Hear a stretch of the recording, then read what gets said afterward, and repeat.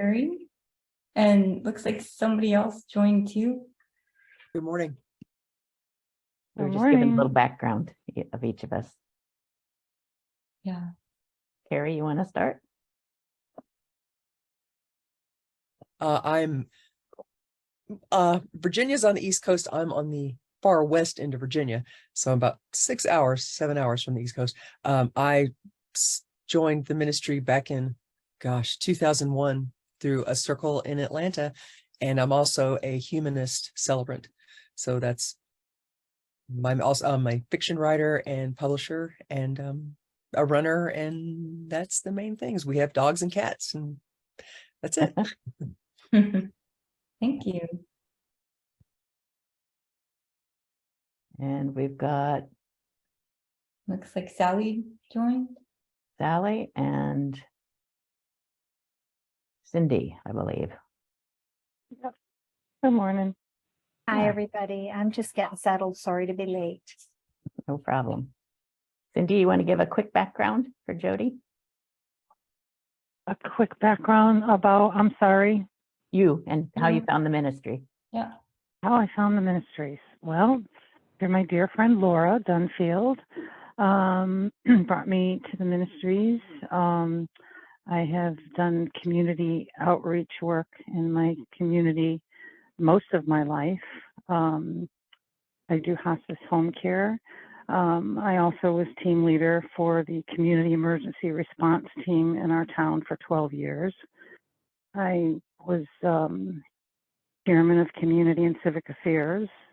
So working in my community, I hold close to my heart, and joining the ministries just kind of made sense with the work that I do, my faith base, my belief system. And I went to a couple of the conventions, and they were absolutely mind-blowing and a wonderful experience. And I met a lot of really wonderful people. So being part of the ministry has been very amazing for me. And I love it. And I love, Laura and I are very close. So yeah, and we're actually doing some sound healing events together in my community to help a friend of mine that has a crystal store. So yeah, that's my story. Lovely. Thank you. And Sally? Mm-hmm.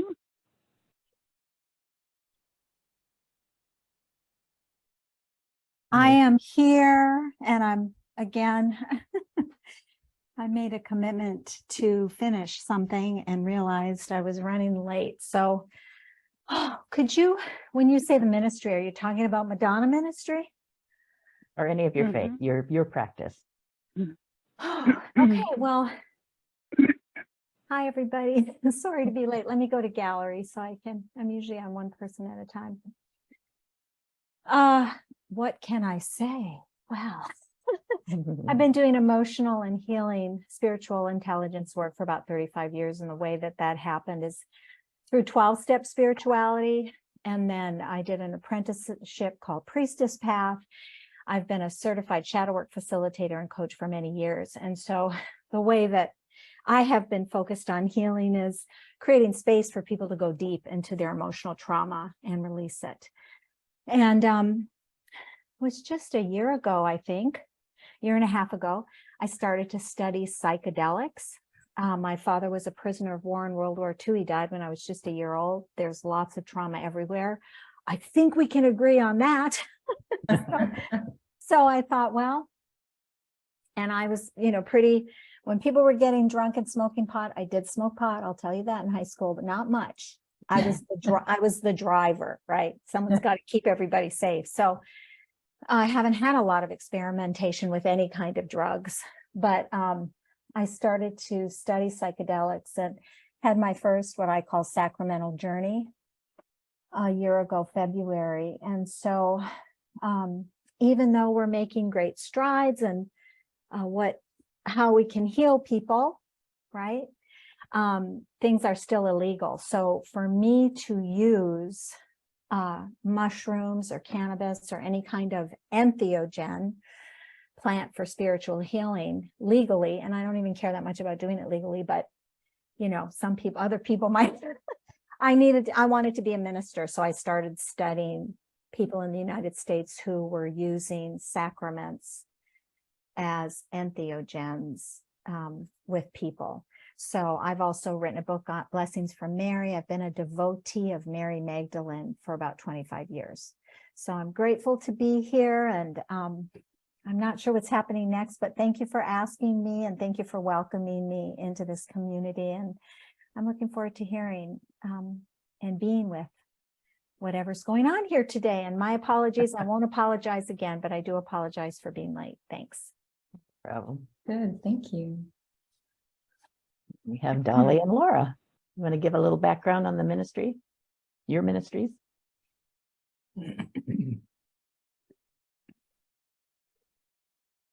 Okay, so I've got into, well, back in the 90s, my mother was in hospice, and I learned quite a bit from that experience of being with her as she went through her transitioning.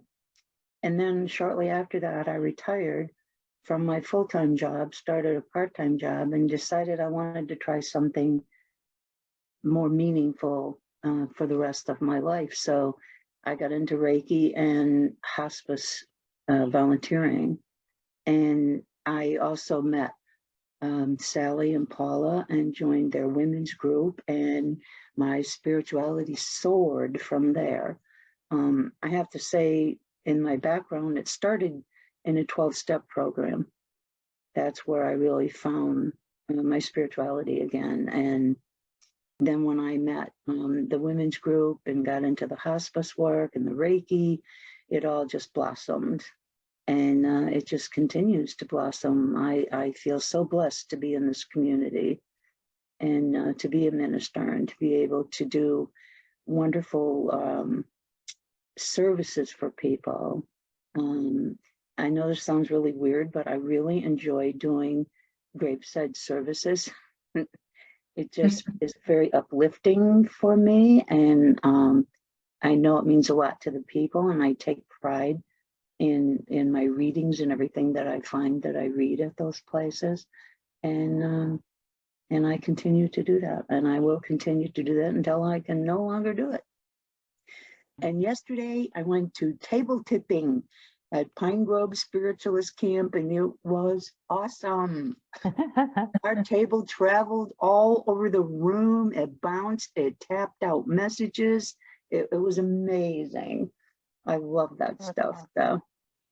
I just got a new toy. I got a wave drum. I ordered a special microphone so I can do my bowls on here on the Zoom for you guys.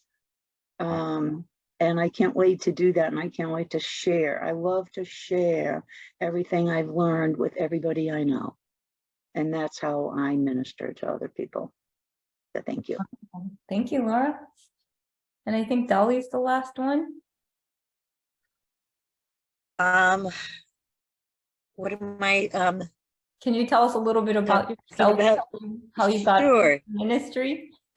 well, I am Charlie's helper around, the house, Charlie and Bobby's, and they invited me to their church, and I enjoyed it a lot. And I'm very new with this, but I'm trying to just involve myself in a lot of these workshops and church and all that when I can fit it in with my caregiving. So Lovely. Thank you. I think I did meet you actually. I think Charlie introduced us at the spiritual center. I Yeah. thought I So recognized nice to you. see you again. Nice to see you.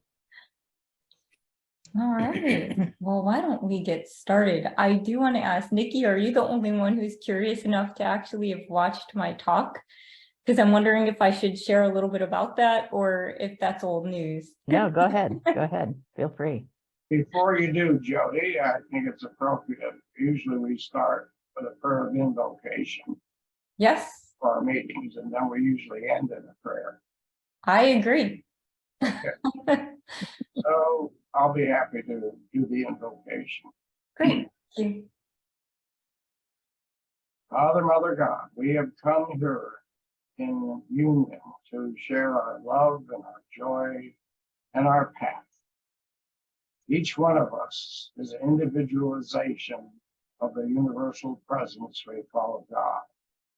God's light is shining forth through each and every one of us as we participate and learn from each other.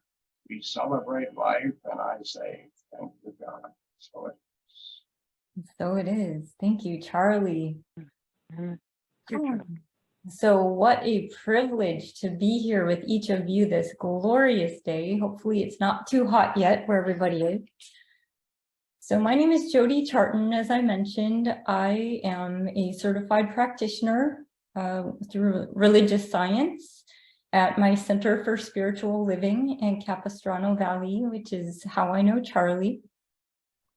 And today, so I guess I'll share a little bit about my story. I have had a few experiences where God has healed me, and one of them was related to having scoliosis for most of my life, and I worked with an energy healer from my spiritual center, the last one I was in. And you know, after seeing all these different medical professionals who always said, well, you just have to keep your abs really strong and you could try all these different techniques, you know, alignment in yoga and things like that to straighten your spine as much as you can. Really, after 10 minutes on the table, after a lengthy discussion with my spiritual, with my energy healer, she said, you know, we can heal this. This is from your mind. We can heal this. And I just was floored at the time. This was as I was just starting to learn about religious science and what it means. And I had taken some classes, you know, on science of mind. And yeah, my hips were an inch off, and I got off the table after 10 minutes of feeling this wonderful energy. And you know, I was accepting, yes, I'm healed, I'll accept it. You know, I believe, I receive. And my back was straight for the first time. And I drove home yelling out the window, thank you, God, I'm healed. Thank you, God, I'm healed. You know, this really works. Holy blink, you know. And so that was my first real experience with healing, at least that I was aware of, right? And then even, you know, I guess I didn't share that I was raised in the Jewish faith, and I didn't come into religious science or, you know, any of the new thought or metaphysical studies or practices until, you know, probably 7 years ago. My husband and I were getting married at the synagogue, and we had to coordinate with the people on Sunday. And I said, what people on Sunday? And it turns out to be this group. And so they had all these, this wonderful display of representation of the different religions. And we heard this awesome jazz music. So we had to go back for the jazz music. But that was what brought us in. But what kept us, of course, was this amazing metaphysical philosophy. And so we've been on that journey. And so fast forward, I've now had experiences where God came to me. I've had some serious diagnoses, and God came to me and said, you are healed. Go and tell people you are healed. Tell people about Jesus and how he healed you, and tell them that they can heal too. And so I feel a strong conviction, like, oh, I never knew like what my purpose was, like, why am I here? And all of a sudden it's like, oh, it's to tell people about Jesus, this woman who was raised Jewish. Okay. But it's really around healing. And so I am thrilled and humbled to be in company with these wonderful healers that are before me, and all of your amazing experiences too. So that's what brought me to the talk today, which is the practical application of healing. And I know we've each been on our own healing journeys with ourselves, with those around us. And, you know, it's something that can be miraculous and instantaneous, and it can be something that takes a few years. So that's me and where I'm coming from. And so what I'd like to do today is start with a short meditation from Ernest Holmes. And maybe if Nikki will avail me, I'll go ahead and just share this 5-minute power talk that I gave on healing. And then I'm going to introduce you to this book called The Power of Decision. Have you heard of or seen this book before? It's by Dr. Raymond Charles Barker. So I apologize, I didn't actually create any slides today, but we're going to talk through this book as it relates to healing and explore that together. And of course, and I invite discussion and ideas and experiences and whatever you want to share along the way, whatever questions you have. So if that is all right with you, then that is the plan. And I look forward to this wonderful, interactive, experiential time together. Okay.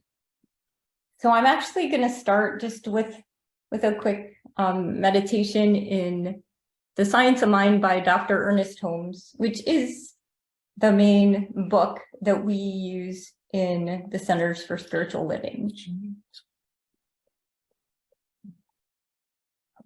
So this one is called, He is Mighty Within Me to Heal. God within me is mighty to heal. He healeth me of all my diseases and removes all fear from me. My God within is now healing me of all sickness and pain and is bringing comfort to my soul.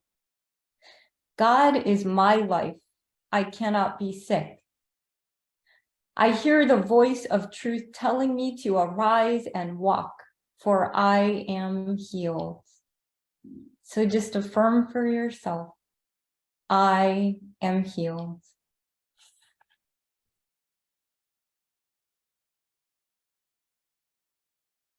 Okay. So I speak these words for myself, for each one here by Ernest Holmes. There is one life. That life is God. That life is perfect. That life is my life now. I see you. I see each one of you as perfect, whole, and complete. I see you as radiant health.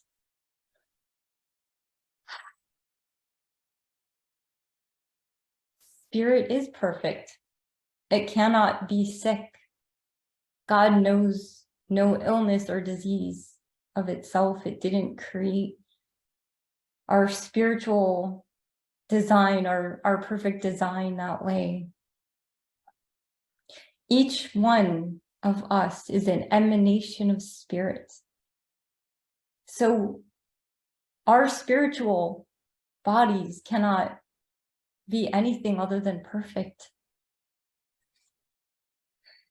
So in the late 1800s, Myrtle Fillmore, who was co-founder of Unity with her husband, Charles, was given a diagnosis and 4 months to live.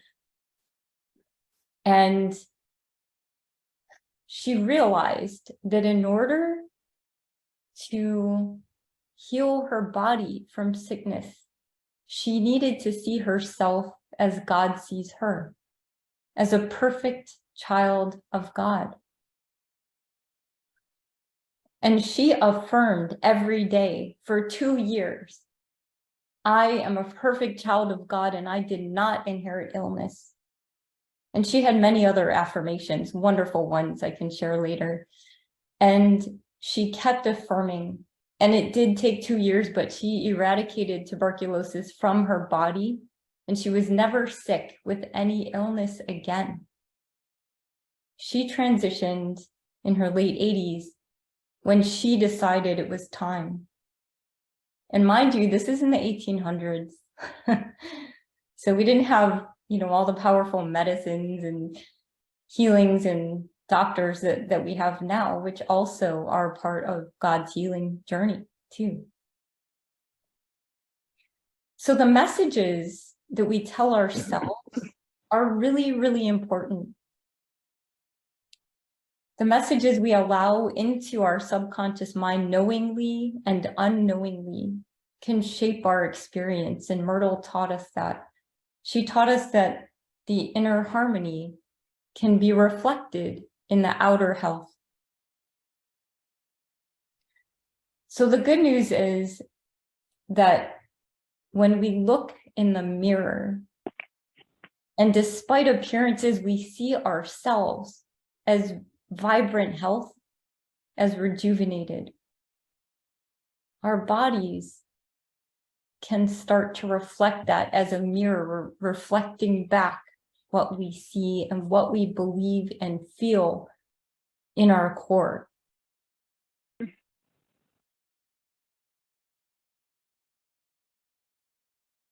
So I implore you, or those around you, because you actually are probably leading this charge already, but I implore you to look away from dwelling on any sickness or disease or illness, whether it's with you or seeing somebody else. Jesus said, judge not from appearances. So it doesn't matter the age, the illness. It doesn't matter what society tells us. There is no illness that is too big for God. There is no problem, no challenge that is too big for spirit, for the universe. So keep affirming your health. Expect the best and see yourself as God sees you, as a perfect spiritual child of God, and believe you are whole. You are one with spirit, and watch yourself heal. And if you're just too close to it, that's when you phone a friend, right? And you have so many wonderful friends to phone, to know the truth for you, to help work through the truth with you. So that, to me, is how to heal. So let's affirm. Will you affirm with me? Repeat after me. My body is youthful. My body. My body is My youthful. body is youthful. It knows it and it shows it. It knows It it. knows it It knows and it it shows and it. it shows it. Okay, one more time. One more time. My body is youthful. My My body. body My is youthful. body is youthful. It knows it It knows it It and it knows it shows it. And it shows. and and shows it it. shows it. All right. One more affirmation. My body is a wellness making machine. My My body body is a wellness wellness making making machine. Okay, last time. More enthusiasm. My My body body is a It is a wellness wellness is a wellness making machine. making machine. machine. All right, thank you. Thank you for joining me in that. Wonderful. So let's talk a little bit now. Well, I guess let me just pause. How did that land for you? I know you've each got different experiences and paths and beliefs. Some of these thoughts can feel radical that I shared, and some of them feel like, yes, of course, that's how it is, I'm just wondering where each of you, or if anyone wants to share where you are on this healing journey, or what your understanding is relative to these concepts. Yeah, you're talking, it reminds me a lot. Bobby and I went to a social gathering, and this woman came up to me, and she knew I was a minister, and she said, I'm a Jew for Jesus. wow, what am I going to do with that one? But when I heard you talk, Jesus was the first one to say, Abba, it's the Father within me that does the work. So it's not about worshiping Jesus the man. It's about identifying with the Father or God within us.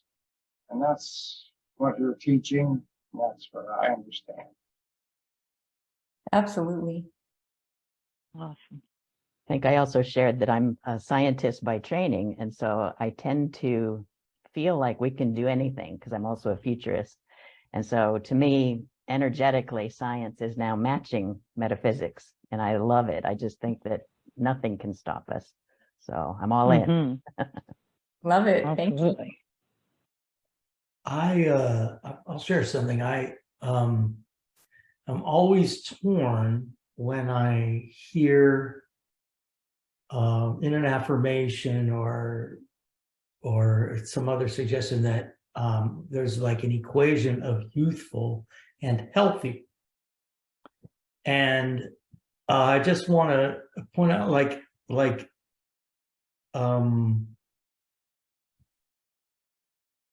if you said, do you want to have a youthful mind or a mature and wise mind? I would say I want to have a mature and wise mind. I don't strive for my mind to be youthful. I mean, I know sometimes we talk about like a child, there's a kind of innocence or whatever, but I was not a wise child, and I don't want to go back. So I am struggling to be in acceptance that at some point, I'm 54, at some point, not this year, but at some point, I will hit a curve in my human health, in my human body's anatomical efficiency.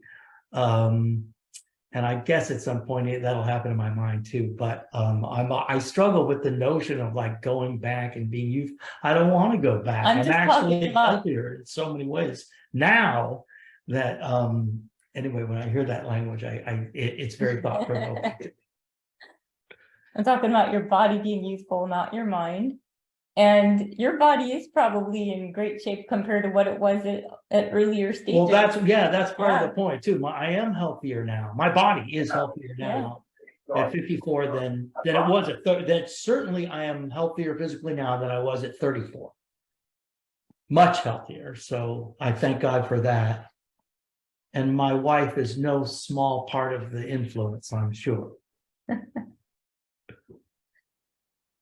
I was really struck, Jodie, by when you said, so it was years, it's probably the early 90s, where I actually did a study in a graduate program where we took affirmations for children to see if it could improve their learning. If they could say, I'm a good learner, I can understand whatever it is. So I believe in the power of the mind. And I loved I wrote here, spirit, emotions, behavior, thought. And I think in directions, right? Indigenous people have been doing that for years. And in my shadow work community, we have 4 archetypes, and there's a lot more to say about that. But I loved when you said, if our mind is the problem, which I believe I must take responsibility for my thoughts and seek a spiritual solution if they're not serving me. And I just loved how you said your healing modality is to be sure that your thoughts, whether it's true or not at the moment, are reflecting health and vitality. So that eventually those thoughts, the brain we used to call it reevaluate and have a new belief system, and it reflects in the body, which is so powerful. And I think because I know I've worked with a lot of people who do affirmations. It's like putting shit on, you put a smile on top of a bunch of shit is how they described it. For some people I think we all have to be responsible for our thoughts, but some people can get to that reevaluation through the emotional trauma release. So that's what I'm just thinking about, how powerful looking at things from all these different modalities, our mind or our spirit or what's happening physically in our bodies or our emotions, how powerful that all is. So I don't know if it made any sense to anybody, but I sure appreciated what you said. Thanks. Thank you. That was wonderful. So Jodie, I think that invites the question about the use of the mind, you know, the subjective and objective mind, right? And how that works.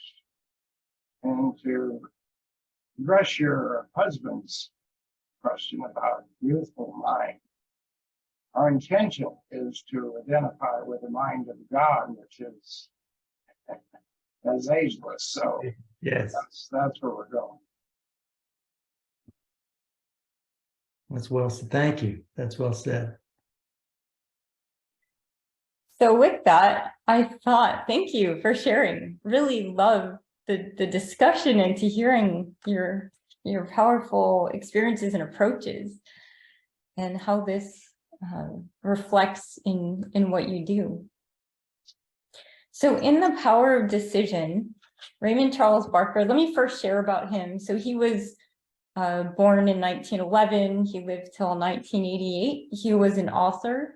He was a minister. So he was born in Rochester, New York. And in 1916, his parents became active in the Unity Church, which is one of the New Thought movements. And that's the church that Myrtle and Charles Fillmore founded. And Charles Fillmore, the co-founder, actually ordained him as a minister in 1940.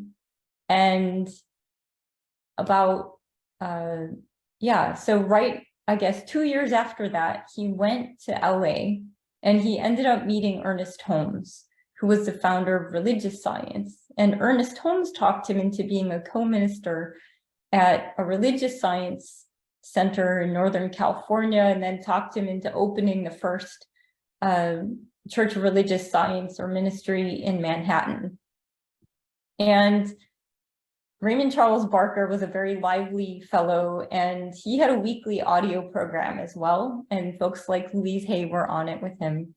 So that's who this person is, who this author is, a little bit about him. And this book, Power of Decision, spans much more than just healing, but I think it's really interesting, you know, what people have, kind of to Sally's point, what people have in their minds, and Charlie too, your subconscious mind is really powerful. And a lot of us don't know all the stuff that we've accepted as truth in there and how it got there, right?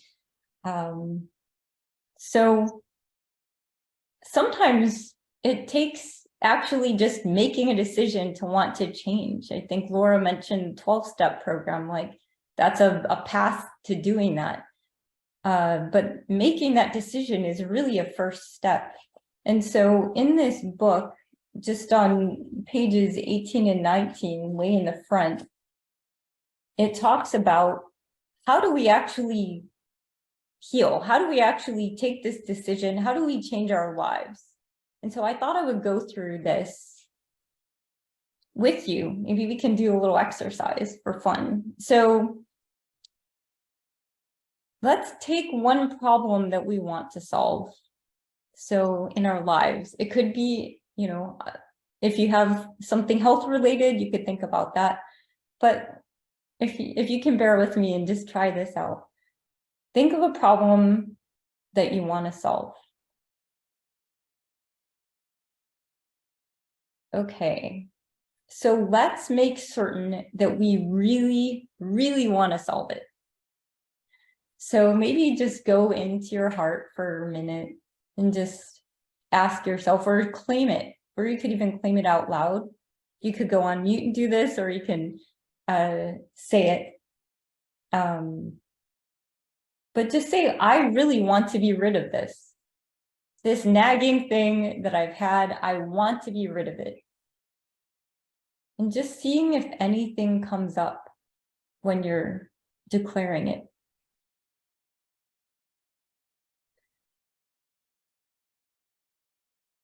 and say to yourself or aloud, I want to be rid of it, and this cannot continue in my life. It absolutely cannot continue. Declare that this decision is final and irrevocable.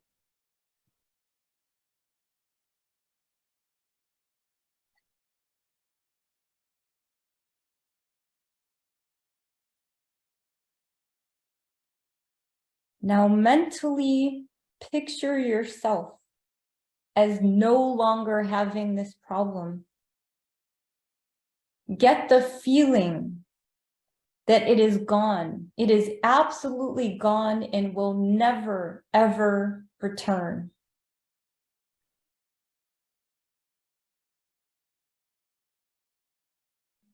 So let's just sit with that.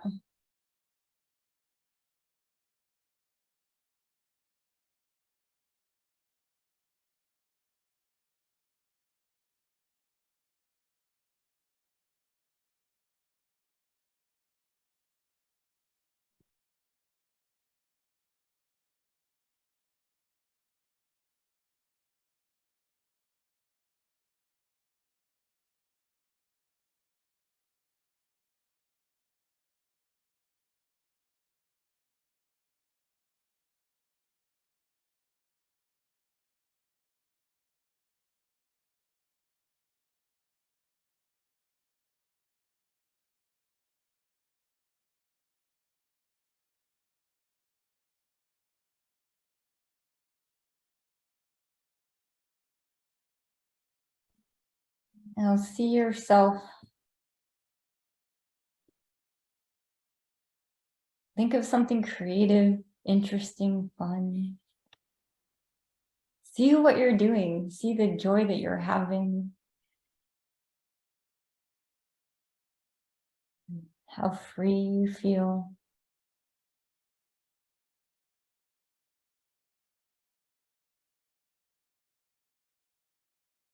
Imagine something that's really pleasing to you, an experience, a place, people. Just soak it all in.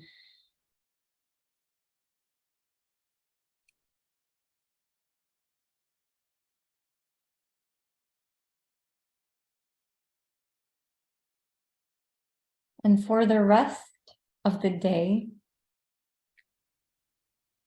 watch your thoughts so they do not interfere with the subconscious process of elimination of that old condition. You can open your eyes if you'd like. So every time you begin to rethink the problem, stop. Just stop. And shift your attention to the fact that that problem no longer exists in your world. Never worry about it again. If you do, Dr. Barker says you will be reclaiming and reactivating it.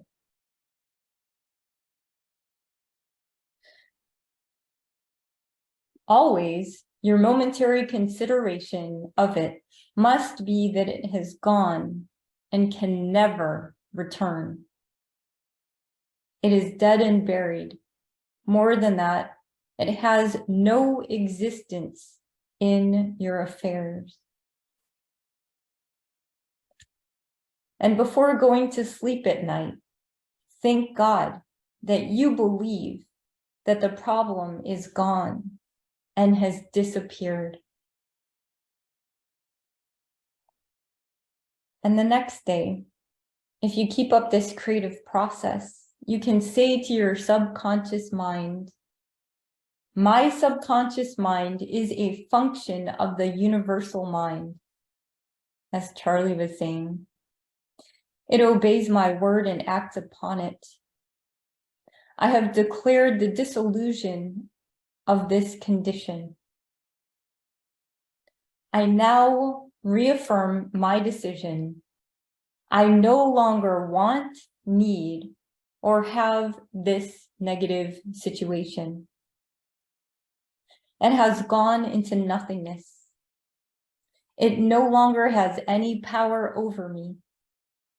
I recall it to mind no more. I am free. Praise God, I am free. Indwelling mind, you have now given me freedom from it. And so it is.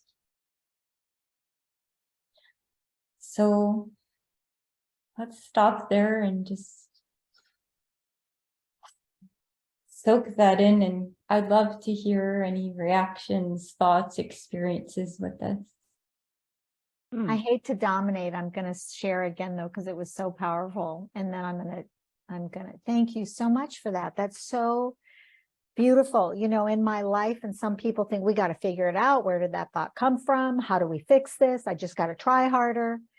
And, you know, that doesn't work. So I've been tracking my thoughts for a few years. Like I pay attention to what I'm thinking. It's pretty brutal at times. Yeah, it's hard.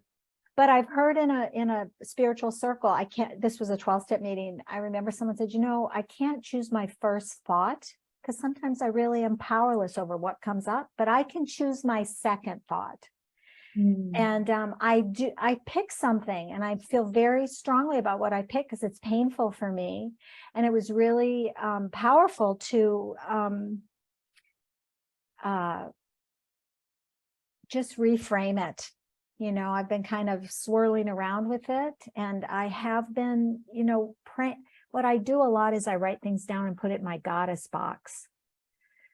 So I think, you know, I'm going to get divine inspiration. If I don't know where to go, it's going to come, you know, and it might, and it probably has, but I do have to take responsibility for that thought that comes up. So I just love it. Just reinforced what I already know, but because I was so open to it, I felt the emotional impact of the release of it, which was really beautiful. So thank you. Wonderful. Thank you. Does anyone else? Interesting. I would like to comment. When I was in therapy many years ago and started talking about being abused, I spent a lot of time crying. And fortunately, my therapist was a wonderful healing person. And finally, she said to me, what purpose does it serve? Well, it keeps me trapped. Is that what you want? No.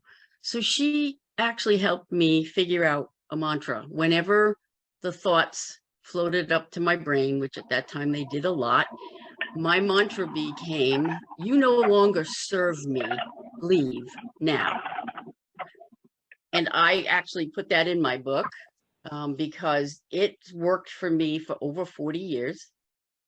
Do I still have negative thoughts? Of course I do. I am human. But when I was looking at having open heart surgery 3 years ago, everybody around me was like, oh, you're going to be fine. You're going to, I knew I was protected. I knew I was going to not only survive, but thrive after that surgery. And jokingly, my doc used to come in every day after my surgery and say, you're my star. And I finally said, why am I your star? You're the only one in weeks who has never had one little problem with the surgery or after. So after 3 years, 3 days rather, he sent me home. And it was just like, well, I knew I have spirit guides. I am a very spiritual person. Everybody knows that. My guides were there. And they actually, one of them brought the spirit of every patient I had ever helped transition in my 50-year career to help. I knew I was going to ace that one. So I know the power of positive thinking. You know, I had no qualms that I wasn't going to survive that. But, you know, as I've told them before, I also had a visit from the angel of death before I made the decision to go over and have the surgery. So I knew if I made the wrong decision, I was going with him that day. I was like, no, I got work to do. So, you know, my mantra is still, you no longer serve me, leave now. And that really works. I do remember reading Myrtle's statement many years ago, and that stuck with me too. Like I wasn't born to carry your illnesses or your disease process. And I actually said that to my parents once. You know, I wasn't put here to live up to what you guys got. I need to be different. Some ways I am, some ways I'm not. But yeah, that's my story, and I'm sticking. That's why we love you. Thank you. The first 3 steps in the 12-step programs are admitted that I was powerless, came to believe that a power greater than myself could restore me. And the third one is made a decision to turn my life and my will over to the care of God as I understand him.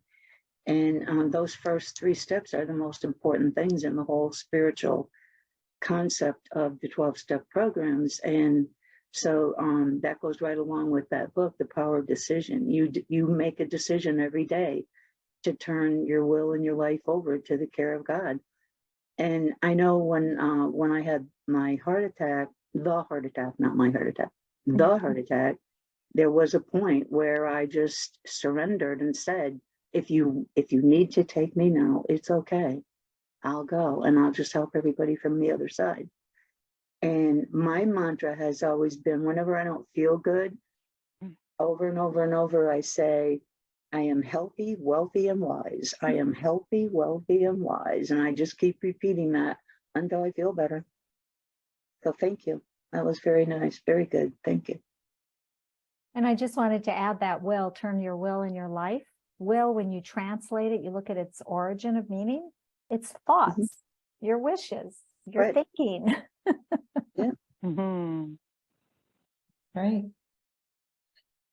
The other thing I'd like to add too is that first, we came out of the Piscean age with I believe. So your belief is very powerful. Our belief is very powerful. If you believe in healing, that sure helps. If you believe in you can't get it healed, you won't get healed.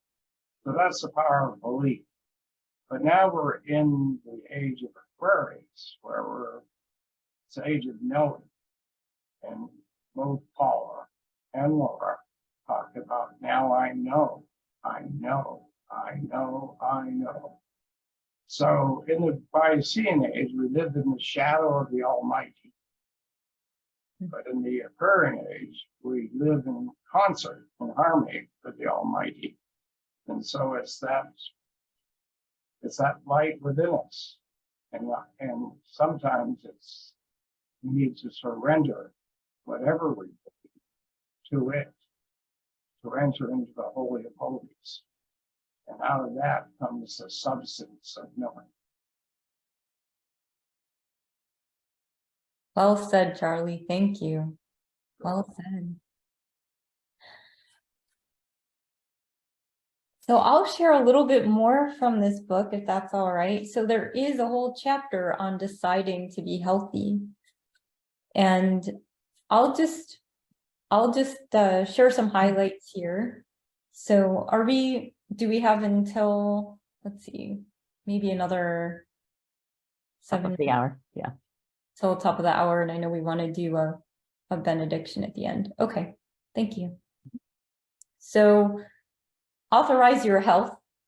So that's what we just did, what we just talked about. Really giving it authority. Reversing the automatic thinking patterns in the subconscious is not an easy matter, as Sally pointed out. Deep emotional impulses are in those patterns. The mechanics and the power have all been set up to go a certain direction to produce or to maintain one result, namely sickness. To redirect patterns with power in the exact opposite direction to produce health takes a good amount of determination. It's that cat watching the mouse when you're watching your thoughts, which is why it's so hard. You watch with intent, because if you're not watching, things creep in and you don't notice. but it is really hard. There's actually an approach to take I think it's a negativity or negative belief fast, something like that. I heard, trying to remember if it was Ray Charles Barker. I think it was Emmett Fox who had that. And he was talking about actually trying it out for like a month, where watching every thought and making sure it's not a negative one, and change it quickly if it is. But okay, so it takes clear thinking on the part of the conscious mind. You cannot do clear thinking until you have made a decision. So if we're still, if I'm someone who craves attention and feels alone, and so I'm, maybe I'm sick or something, so, and maybe maybe my mind somehow manifests that so that I get my grandkids to come more, or attract some other attention in my life because I'm missing that, right? So there's things that come up that we do not unknowingly. So when the decisions are clear and the mental fog is gone, we can have straight thinking. And Raymond Charles Barker says, I'm not trying to make the process of mental healing sound like hard work. I'm only stating the seriousness of the decision. So moving on, he has health is spiritual, which I think all of you well know. I'll read a little, I guess this is an affirmative prayer real quick here.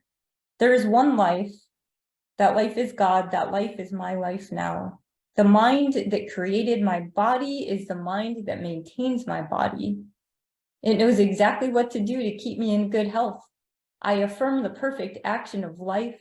I praise my health, for it is of God. Intelligence alerts me to every means of maintaining and expanding my health. My subconscious mind accepts these statements and acts upon them. So then he goes on the next section to say, stop accepting illness as normal. And this is a hard one because that's what most people believe. And, we've experienced it at different times, most of us. And it's a big thing. That's a big mind shift, I think. And an important one. I'm wondering what your thoughts are on that idea.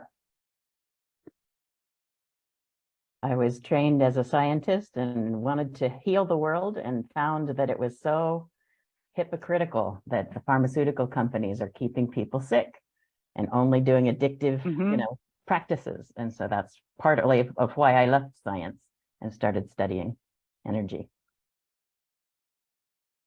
Thank you, Nikki. Mm-hmm.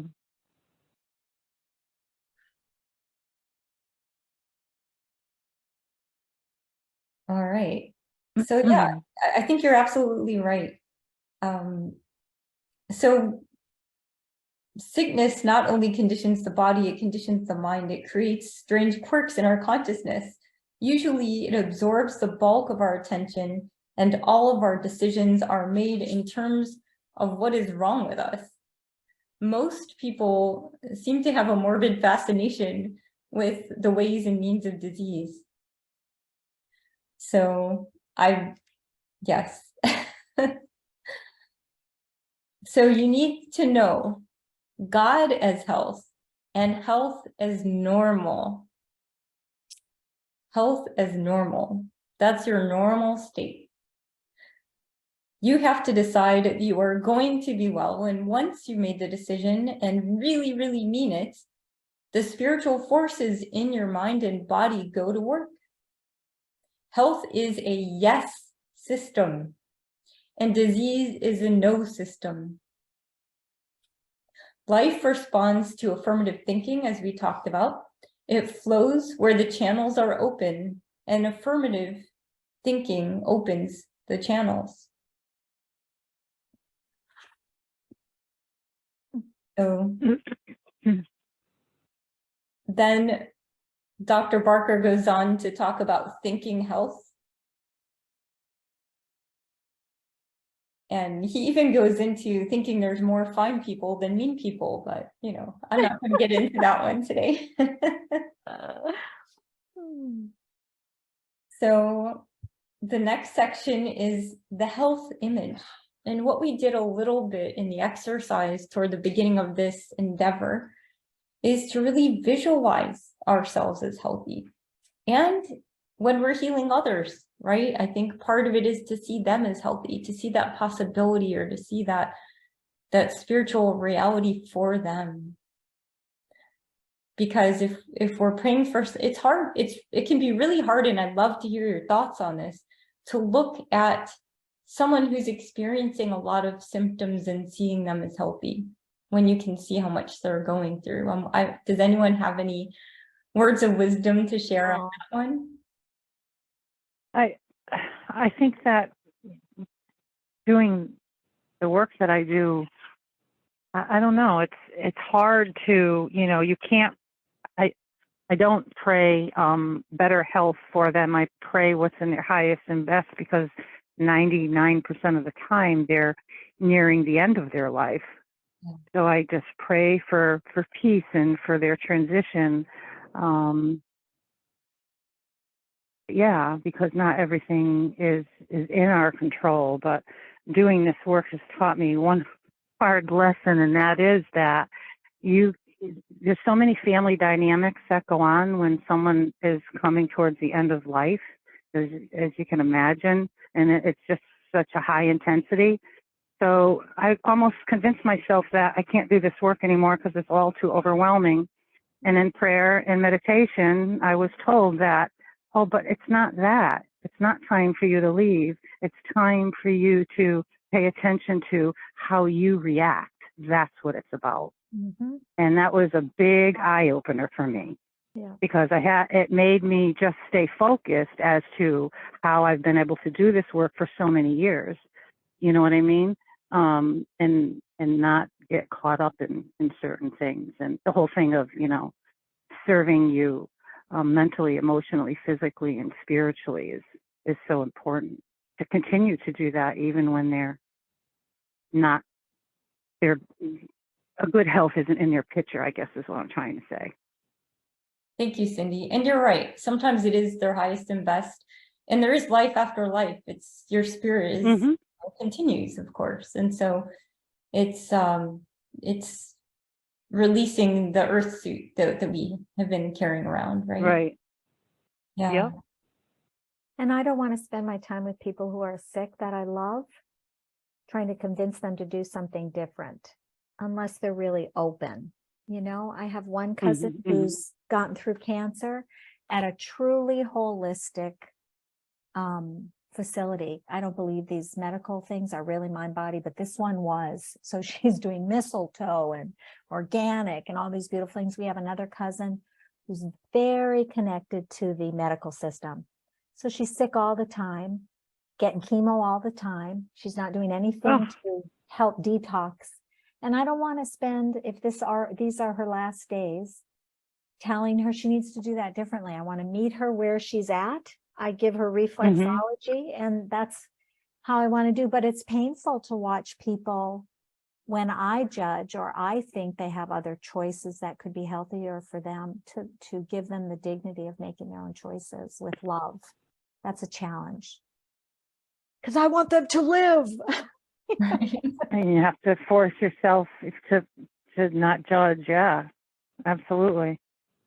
Yeah, because we all judge by appearances, and we can't avoid it. I think it's all part of human instinct. I mean, you know. But when we're working in our spiritual awareness, when we're endeavoring to be part of the solution and rather than the problem, it becomes necessary to give up what we see and believe in that is destructive. Mm-hmm. And so when we then can identify with the spirit within us, then we don't negate what's going on in the physical, when we celebrate what's going on in the spiritual. Mm-hmm. And I I mean, love- how cool was it that I was ready to walk away, but yet in prayer and meditation, I was given such an amazing message, you know? Is that So, Yvonne? yeah. Is that Yvonne who's speaking? God, Yeah. I'm sorry? Who's speaking? It's Cindy. Cindy. Oh, Cindy, thank you. That's beautiful. I love it. So we are at the top of the hour. I will leave you with the last couple of words from Ray Charles Barker Raymond. God wants us to be healthy. So with that, would anyone like to do the benediction today? Or would you like me to do it? Okay, I'll go for it then. Thank you. So just taking a moment to center and go within. I know there's one spirit, one power, one presence back of all things that is omniscient, that is omnipotent, that is love, that is harmony, that is peace and perfect health and wholeness. And I am one with this spirit, just as I know each one here is one with this divine presence. And I realize for each one as we move through the week that we take some goodness, that we take some nugget of truth and divine perfection and joy and happiness and sense of worth and purpose with us throughout this beautiful week, and celebrate all of the miraculous wonders that are all around us in nature. Celebrate the connections and the love and the divine guidance that we have. I'm so grateful for this time together with these beautiful, wise people, spiritual beings, and I release these words into the law, knowing it is absolutely done. It is so. Please join me in saying, and so it is. And so So it it is. is. Oh, it is. Thank you. Jodie, thank you so much for coming today, and you're certainly welcome back anytime. Thank you, Charlie. I Thanks was for going to letting ask the same thing. Will you come back? I would love to. Thank you. Great, Beautiful. great. Thank you.